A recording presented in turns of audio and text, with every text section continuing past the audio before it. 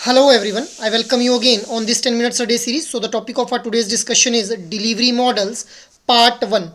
अब देखिए retail banking का हम लोग जानते हैं कि रिटेल बैंकिंग के अंदर हम लोग एक कॉमन सी फिलॉसफी पे ऑपरेट करते हैं, कस्टमर इज अ किंग। मतलब हम लोगों को जो भी प्रोडक्ट या सर्विसेज डिज़ाइन करने रहते हैं that should be customer centric itself. अब जब भी इन प्रोडक्ट और सर्विसेज को फिजिकल चैनल्स के थ्रू रिटेल बैंकिंग के अंदर डिलीवर किया जाएगा इनकी इफेक्टिवनेस जो है वो मेज़र की जाएगी by the persons who are actually delivering the services itself. अगर हम लोग सर्विस डिलीवरी की बात करें सर्विस डिलीवरी के केस में जो हम लोग देखते हैं कि इसको हम लोग दो कैटेगरीज के अंदर डिवाइड कर पाते हैं, एक ब्रांच और एक दूसरा बियॉन्ड ब्रांच। अब ब्रांच लेवल के ऊपर एक तो ब्रांच के स्टाफ जो है दैट इज़ जो इम्प्लॉयज़ रहेंगे ब्रांच के, वो लोग जो है वो एक मेजर रोल प्ले करेंगे जब भी इन सर्विसेज को डिलीवर किया जाएगा विद हेल्प ऑफ ब्रांच।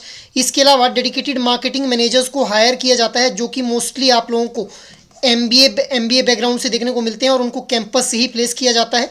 इसके अलावा बियॉन्ड ब्रांच अगर हम लोग सर्विस डिलीवरी की बात करें तो वहाँ पे डायरेक्ट सेलिंग एसोसिएट्स का यूज़ किया जाता है for the effective delivery process itself. तो अब हम लोग जो हैं वो यहाँ पे हम लोग देखते हैं कि there are 3 important human interventions in the physical channel. पहली है इंटरनल कस्टमर्स। इंटरनल कस्टमर्स कौन होंगे? जो ब्रांच का अपना इंटरनल स्टाफ होगा, those are the internal customers of the bank.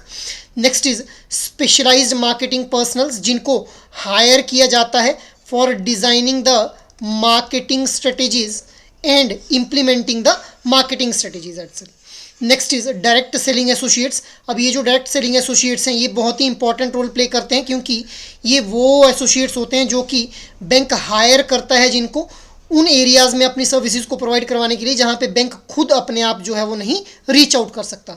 These are the 3 important human interventions with respect to physical channels की अगर बात की जाए। मूविंग अहेड अब हम लोग ब्रांच स्टाफ के बारे में सबसे पहले बात करते हैं। In the retail banking delivery staff members of the branch play a very crucial role in the entire delivery process. ये हम लोग ऑलरेडी जानते हैं कि अगर ब्रांच का स्टाफ जो है वो इफेक्टिव और एफिशिएंट वे के अंदर सर्विसेज को डिलीवर करेगा ऑटोमेटिकली जो बैंक और ब्रांच दोनों की प्रॉफिटेबिलिटी एनहांस की जा सकती है। For the efficient service delivery staff should possess the following characteristics. क्या क्या कैरेक्टरिस्टिक्स होनी चाहिए स्टाफ के अंदर?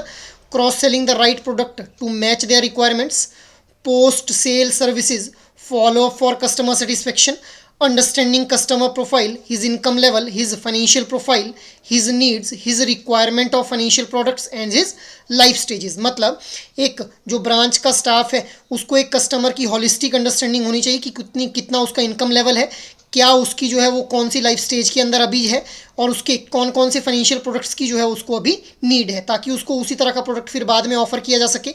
Next is customer empathy, putting your self in the shoes of customer and looking the service level from the customer perspective. Customer empathy का मतलब है कि एक ब्रांच के एम्प्लॉय को अपने आप को कस्टमर की जगह रख के सोचना चाहिए कि अगर मुझे इस तरह से सर्विस दी जाती तो मुझे कैसा लगता। Next is ensuring customer understand the product. मतलब ये नहीं कि बिना कुछ समझाए ही कस्टमर को डायरेक्टली अपने प्रोडक्ट को जो है वो सेल आउट कर दिया जाए। यहाँ पे कस्टमर को जो है वो प्रोडक्ट खरीदने से पहले मतलब जब भी प्रोडक्ट को अवेल करता है कस्टमर तो उसको एक हॉलिस्टिक अंडरस्टैंडिंग प्रोडक्ट के बारे में होनी चाहिए कि व्हाट आर दी फीचर्स, मुझे इससे कैसे प्रॉफिट हो सकता है और मैं इसमें क्यों इन्वेस्ट करूँ। Next is attitude for the customer service and the concept of team in customer delivery. अब देखिए ब्रांच का जो स्टाफ है इसको एज अ टीम ऑपरेट करना पड़ेगा जब भी सर्विस डिलीवरी से रिलेटेड जो है वो डील कर रहा होगा दैट वो कस्टमर्स को उनकी जो एग्जैक्ट नीड है उस नीड को सेटिस्फाई करवाने में एक तो कामयाब हो पाए और दूसरा जो कस्टमर है उसकी जो भी रिक्वायरमेंट्स रहती हैं in the future as well उनको भी समझने में जो है वो हेल्प हो पाए। ये हम लोगों ने समझा कि ब्रांच स्टाफ की क्या कुछ करेक्टरिस्टिक्स होनी चाहिए। मूविंग अहेड अब इसी तरह से हम लोग बात करते हैं डेडिकेटेड मार्केटिंग मैनेजर्स के बारे में। Retail banking has undergone dramatic changes, ये तो हम लोगों ने देखा ही है specially in the public sector undertakings. But ये जो प्राइवेट और फॉरेन बैंक्स हैं इन्होंने पब्लिक सेक्टर बैंक्स को भी रियलाइज़ करवाया कि they also need a dedicated marketing manager for marketing their products और सर्विसेज इटसेल्फ। क्या क्या कैरेक्टरिस्टिक्स होती हैं इन डेडिकेटेड मार्केटिंग मैनेजर्स की? They should be a specialised marketing managers, generally MBAs, typically recruited from campuses, ये already मैंने आप लोगों को बताया। Having performance oriented compensation structure, मतलब इनको जो सैलरी दी जाती है उसमें कुछ पार्ट जो है वो फिक्स रहेगा और कुछ जो है वो वेरिएबल रहेगा, which will vary as per their performance itself, and these are the specialist persons actually in the marketing field itself. Moving ahead, अब क्या क्या इन डेडिकेटेड मार्केटिंग मैनेजर से एक्सपेक्ट किया जाता है? They should have a market intelligence, कि market में किस तरह की जो नीड है वो इस टाइम के ऊपर अराइज हो रही है कस्टमर की, और कौन कौन से प्रोडक्ट्स जो हैं वो मार्केट में ऑलरेडी अवेलेबल हैं इन नीड्स को सेटिस्फाई करने के लिए। इसके अलावा they are expected to do the potential sourcing, product and service delivery की प्रेजेंटेशन करने के लिए इनको रिस्पॉन्सिबल माना जाएगा। They should be selling the product to the targeted customer group, they should be responsible for the sales conversion, closing leads with the sale, and they should also make a compliance with the service delivery standards, मतलब service delivery के standards को ध्यान में रखते हुए ही उनको अपने products और सर्विसेज को डिलीवर करना रहता है। Following up with the operations department, अब उनको जो है वो ऑपरेशंस डिपार्टमेंट के साथ भी फॉलो अप करना पड़ेगा डेडिकेटेड मार्केटिंग मैनेजर्स को। क्यों? क्योंकि हम लोग जानते हैं कि ऑपरेशंस डिपार्टमेंट का काम क्या है कि जो भी डे टू डे ऑपरेशंस हैं उनको जो है वो स्मूथली परफॉर्म किया जा सके with the in a seamless way. So dedicated marketing managers need to interact with this operations department so that यहाँ से उनको कस्टमर्स की जो एमर्जिंग नीड्स हैं उनके बारे में पता चलता रहे, क्योंकि ऑपरेशंस डिपार्टमेंट जो है वो डेली कस्टमर्स के साथ इंटरेक्ट कर रहा है। So they are having a better idea of the customer need itself.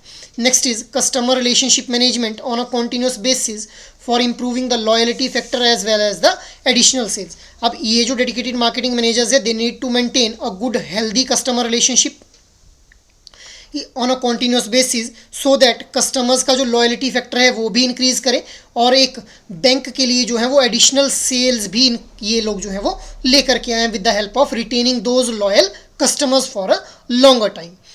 Moving ahead, अब हम लोग बात कर लेते हैं डायरेक्ट सेलिंग एजेंट्स के बारे में। सो ये डायरेक्ट सेलिंग एजेंट्स को हम लोग DSAs भी बोल देते हैं। These are the agencies appointed by bank to source business for them on fee basis, fee basis के ऊपर जो है इनको हायर किया जाता है।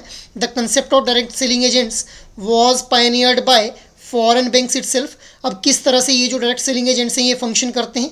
These are primarily engaged in sourcing credit cards and retail loans, credit cards और retail loans को सोर्स करने के लिए प्राइमरली रिस्पॉन्सिबल रहते हैं, और इनके द्वारा फर्दर फील्ड पर्सनल्स को अपॉइंट किया जाता है which are supplemented by the telecallers itself, जिनका काम क्या रहेगा? इन क्रेडिट कार्ड और रिटेल लोन्स को सोर्स करना।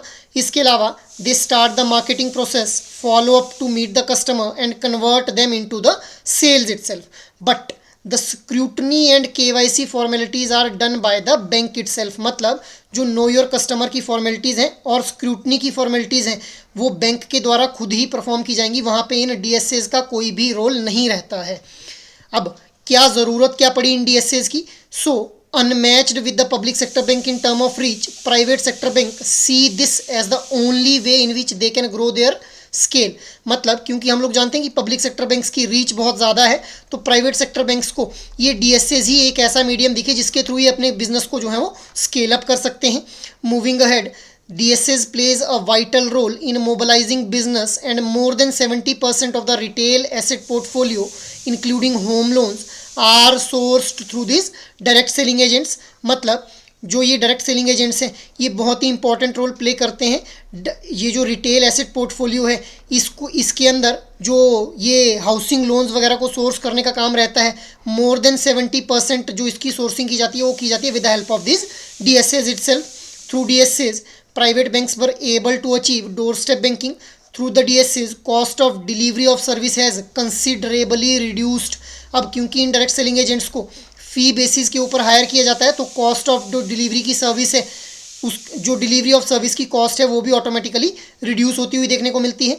The compensation for DSAs will basically depend upon the volume of business sourced, मतलब वो कितने क्रेडिट कार्ड या फिर लोन्स को जो है वो सोर्स कर पाते हैं, उसी के ऊपर जो है वो उनकी जो कंपनसेशन है वो डिपेंड करती है। Now try to answer out this question in your comment box. In the context of delivery models in retail banking, which of the following are the 3 important interventions in the physical channel?